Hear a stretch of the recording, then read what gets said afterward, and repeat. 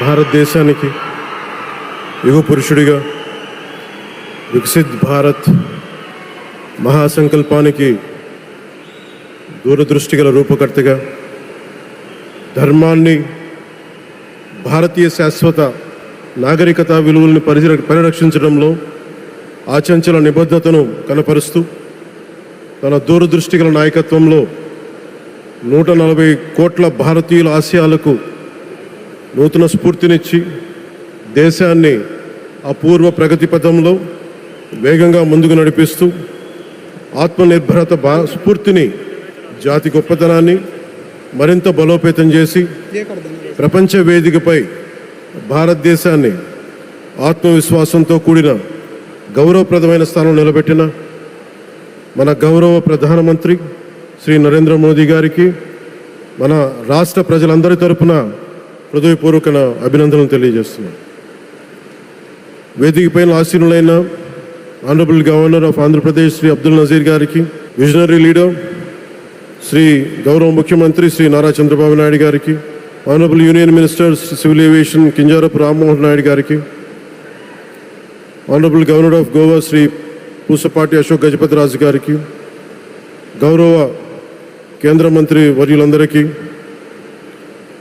సోదర సమానులు శ్రీ నారా లోకేష్ గారికి, ఈ కార్యక్రమానికి విచ్చేసిన గౌరవ మంత్రివర్యులు, పార్లమెంట్ సభ్యులు, శాసనమండలి సభ్యులు, శాసనసభ్యులు, విశిష్ట అతిథులు, ప్రజాప్రతినిధులు, ప్రభుత్వ అధికారులు, మీడియా మిత్రులకి అందరికీ, భారీ సంఖ్యలో విచ్చేసిన ప్రజలందరికీ, అలాగే ఈ వేడుకను వివిధ మాధ్యమాల ద్వారా వీక్షిస్తున్న ఆంధ్రప్రదేశ్ ప్రజలందరికీ, దేశ విదేశాల్లో ఉన్న భారతీయులందరికీ నా హృదయపూర్వక నమస్కారాలు తెలియజేస్తున్నాను.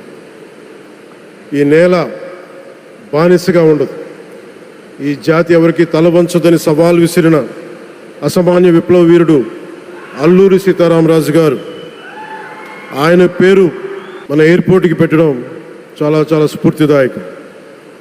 As we dedicate this airport to the people, one thought comes to my mind. Alluri స్ఫూర్తి రెక్కలపై ప్రపంచాన్ని చేరే Andhra Pradesh. Rooted in Alluri's ideals and driven by the aspirations of our people, Andhra Pradesh is ready to soar to greater heights. ఈరోజు మన గౌరవ ప్రధానమంత్రి నరేంద్ర మోదీ గారి చేతుల మీదుగా అల్లూరి సీతారామరాజు అంతర్జాతీయ విమానాశ్రయానికి, జాతికి దీనిని అంకితం చేయటం ఆంధ్రప్రదేశ్ అభివృద్ధి ప్రస్థానంలో ఒక నూతన అధ్యాయానికి నాంది పలుకుతుంది. మోదీ గారి నాయకత్వంలో ఈరోజు 17,435 కోట్ల విలువైన అభివృద్ధి కార్యక్రమాలు ప్రజలకి అంకితం కావడం, అలాగే national highway projects, energy infrastructure ప్రాజెక్టులో ప్రారంభోత్సవాలు, శంకుస్థాపనలు జరగడం మన రాష్ట్ర అభివృద్ధిలో చాలా కీలకమైన ఘట్టం. ఈ ప్రాజెక్ట్స్ కనెక్టివిటీని బలోపేతం చేయడం కాదు, ఎనర్జీ సెక్యూరిటీని పెంచి ఇండస్ట్రియల్ గ్రోత్స్కి మరింత వేగాన్ని అందించి, యువతకి ఉపాధి అవకాశాలు మెరుగుపరిచి ఆంధ్రప్రదేశ్ని మరింత వేగంగా అభివృద్ధి పదంలో ముందుకు నడిపిస్తాయి. ఒక దేశం కేవలం ప్రకటనతో అభివృద్ధి చెందదు, ప్రజల కళల సాకారం అయ్యే మౌలిక సదుపాయాలతో అభివృద్ధి చెందుతుంది.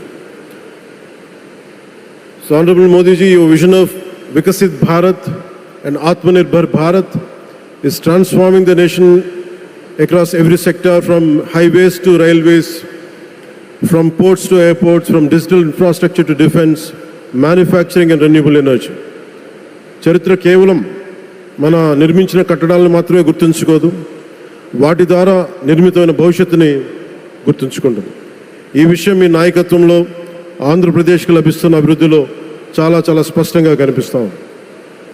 ఇదివరకే విశాఖపట్నంలో 2 లక్షల కోట్ల పైగా పెట్టుబడులు, అందులో ఎన్టీపీసీ గ్రీన్ హైడ్రోజన్ హబ్, జాతీయ రహదారులు, రైల్వే ప్రాజెక్టులు, అలాగే అమరావతి కోసం 50,000 కోట్ల పెట్టుబడులు, రాయలసీమ అభివృద్ధికి 13,400 కోట్ల ప్రాజెక్టులు మన రాష్ట్ర అభివృద్ధికి బలమైన పునాది వేస్తున్నాయి. South Coast railway zone at Visakhapatnam ఏర్పాటు ద్వారా ఆంధ్రప్రదేశ్ ప్రజల చిరకాల ఆకాంక్షను సాకారం చేస్తుంది. ఈ కార్యక్రమాలు మరిన్ని పెట్టుబడులు ఆకర్షించడంతో పాటు ప్రత్యక్షంగా పరోక్షంగా 20 లక్షల పైగా ఉపాధి అవకాశాలను సృష్టించి స్టేట్ ఇన్ఫ్రాస్ట్రక్చర్ని మరింత బలోపేతం చేస్తూ ఆర్థికాభివృద్ధికి మరింత బలాన్ని అందిస్తున్నాయి. అలాగే గౌరవ చంద్రబాబు నాయుడు గారి నాయకత్వంలో, ఆయన మార్గదర్శకత్వంలో, వారి నాయకత్వంలో ఆంధ్రప్రదేశ్ దేశంలోనే అగ్రగామి రాష్ట్రంగా అవతరిస్తూ ఉంది. ప్రత్యేకించి ఈ విమానాశ్రయానికి అల్లూరి సీతారామరాజు గారి పేరు పెట్టడం ఆ మహావీరుడికి నివాళి మాత్రమే కాదు, ఆయన ఆశయాలను, ఆయన స్ఫూర్తిని భావితరాలకు అందించే చాలా చాలా గొప్ప నిర్ణయం. జి మల్లికార్జునరావు గారు, జిఎంఆర్, అందరూ ప్రేమగా పిలుచుకున్న జిఎంఆర్ గారు, వారు దీన్ని కట్టడం శ్రీకాకుళం జిల్లా నుంచి వచ్చి, రాజాం నుంచి వచ్చి శ్రీకాకుళం వెనుకబాటుతనానికి ఆయన కృషిని ట్రస్టుల ద్వారా అందిస్తూ ఆయన నేతృత్వంలో, ఆయన నాయకత్వంలో ఎయిర్పోర్ట్ నిర్మించడం మనందరికీ చాలా చాలా గర్వకారణం. ఈ సందర్భంగా మనందరం ఒక నిర్ణయం తీసుకోవాలి.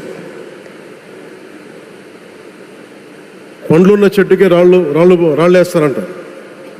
కష్టపడే కుటుంబ సభ్యుడు, తండ్రి కావచ్చు, పెద్ద కొడుకు కావచ్చు, అందరూ అతని మీద పడతారు. నువ్వు ఎక్కువ కష్టపడు, ఎక్కువ తిట్లు తింటావు. అలాంటిది మనం ఎలాంటి పరిస్థితుల నుంచి వచ్చాం? భారతదేశం ఒక పరిస్థితిలో బంగారాన్ని కూడా తాకట్టు పెట్టుకునే పరిస్థితి వచ్చింది. అలాంటి పరిస్థితుల నుంచి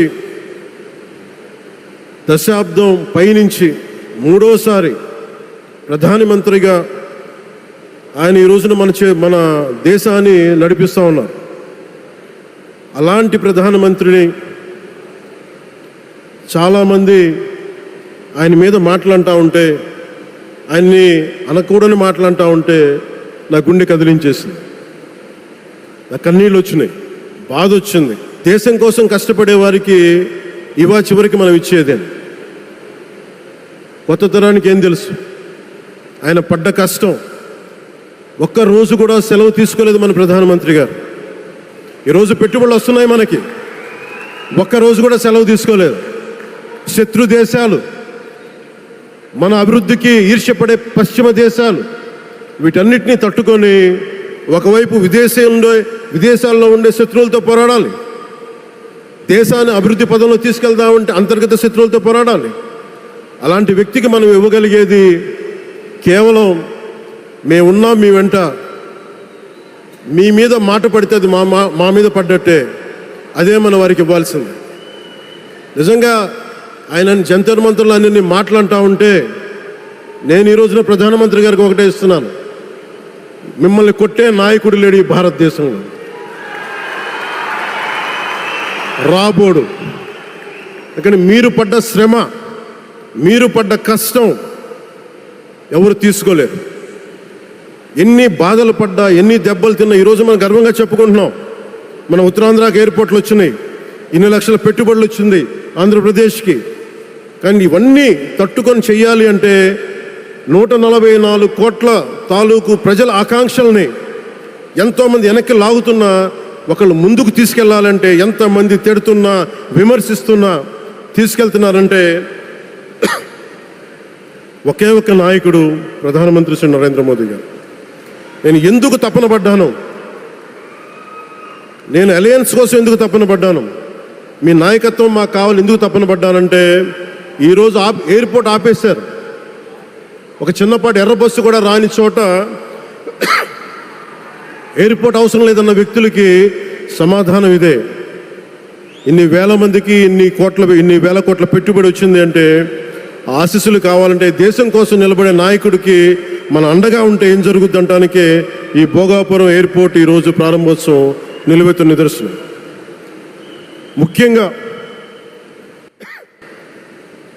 25 సంవత్సరాలు లోబడి ఉన్న పిల్లలున్న ప్రతి ఒక్కరికి కూడా నేను ఈ సందర్భంగా తెలియజేస్తున్నాను, పిల్లల్ని సరైన దారిలో పెట్టడం, సరైన సంస్కారాలు నేర్పించడం చాలా చాలా అవసరం. ఈరోజు పొద్దున్నే ప్రధానమంత్రి గారి స్టేట్మెంట్ చూశాను. ఆయన తిట్టిన, ఎన్ని దూషించారో వారిని కూడా పెద్ద మనసుతోటి క్షమించారు ఆయన. అలాంటి ప్రధానమంత్రి గారికి మీ పాదాలకు నేను నమస్కారం తెలియజేస్తున్నాను. నిజంగా మీ ఉన్నతి, మీ ఔన్నత్యం ఈరోజు చాలా చాలా స్ఫూర్తిదాయకం. భారతదేశం మీ అందరికీ కూడా ప్రజలందరికీ కూడా, ఆంధ్రప్రదేశ్ ప్రజలందరికీ కూడా, దేశ ప్రజలందరికీ కూడా ఒక నాయకుడి కష్టాన్ని మనం వెంటనే గుర్తించలేం. ఆయన ఎంత తపన పడుతున్నారు. ఒక కుటుంబాన్ని నడపడం ఎంత కష్టపడుతున్నాం. 140 కోట్ల మంది ప్రజలు నడపడం ఎంత ఆషామాషి వ్యవహారం కాదు. ముందుకు తీసుకెళ్లే నాయకుడికి తెలుస్తుంది. అలాంటి వ్యక్తికి మనం ఏమి ఇవ్వగలం. దేశాన్ని నడిపించడం అంటే రామకార్యం లాంటిది. హనుమంతుడు లంకకు లంఘించినప్పుడు అనేక అవాంతరాలు వచ్చినాయి, అనేక అడ్డంకులు వచ్చినాయి. రామకార్యం చాలా గొప్పది. అలాగే ఈరోజు ప్రధానమంత్రి గారు దేశాన్ని ముందుకు నడిపించేది బృహత్ కార్యం, చాలా మహాకార్యం అది. అలాంటి వ్యక్తికి మనం ఇవ్వగలిగేది, హనుమంతుడికి మనం ఏమి ఇవ్వగలం? నువ్వెంత గొప్పగా లంఘించావు, ఎంత కష్టపడ్డావు. ఏ దేవతకైనా ఇవ్వాల్సిన స్తుతే. వాళ్ళు మన నుంచి ఏమి కోరుకోరు. ఒక తల్లిదండ్రులకి మనం ఏం కోరుకోరు. అమ్మ నువ్వు మా కోసం కష్టపడ్డావు, నాన్న నువ్వు మా కోసం కష్టపడ్డావు అని. అలాగే ఈ దేశ ప్రధానికి, సెలవు తీసుకోకుండా పనిచేస్తున్న ఈ దేశ ప్రధానికి మనం ఇవ్వగలిగేది, మీరు మా కోసం ఎంత కష్టపడ్డారు, మీరు మా కోసం నిరంతరం ఎంత శ్రమ తీసుకున్నారని చెప్పడమే మనందరి కర్తవ్యం. అలాంటి గౌరవ ప్రధానమంత్రి గారికి మనస్ఫూర్తిగా మీరు అనుకున్నంత కాలం అధికారం మీరు వద్దంటే వదలాలి, కానీ అధికారం మీ చేతుల్లోనే ఉంటుంది. దానికి మేమందరం నిరంతరం కృషి చేస్తామని తెలియజేసుకుంటూ, భారతమాత ముద్దుబిడ్డ మన ప్రధానమంత్రి నరేంద్ర మోదీ గారికి ధన్యవాదాలు తెలుపుకుంటూ, ఒక్కసారి ఆయనకి ఇవ్వగలిగేది భారత్ మాతకి జయజయలు చెప్పుకుంటూ సెలవు తీసుకున్నాను. భారత్ మాతాకి. గౌరవ ప్రధానమంత్రి గారికి మరోమారు ధన్యవాదాలు తెలుపుకుంటూ, మీ ఆశీస్సులు మా అందరికీ కావాలి, రాష్ట్రానికి కావాలని తెలియజేసుకుని సెలవు తీసుకున్నాను. జై భారత్ అండ్ జై హింద్.